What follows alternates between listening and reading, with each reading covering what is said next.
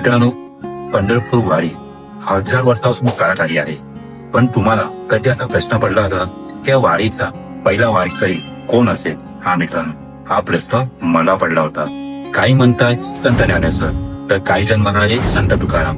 पण खरं बघितलं गेलं तर इतिहास सांगतो की वारीचा पहिला ठसा म्हटला तो म्हणजे संत नामदेव महाराजांनी. हा मित्रांनो, संत नामदेव महाराजांनी वारीचा पहिली सुरुवात जी 13व्या शतकात झाली होती. हा मित्रांनो, विठोबाच्या दर्शनासाठी गावोगाव भक्तांना घेऊन ते पंढरपूरला गेले होते.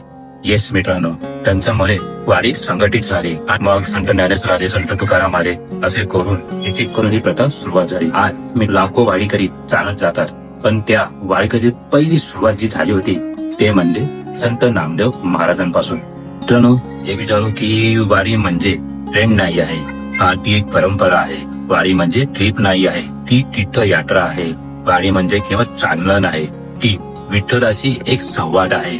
ज्याने वाट चालली त्यांचं आयुष्य बदललं, ज्याने टाळ वाजवला त्यांचे मन निर्मळ झालं.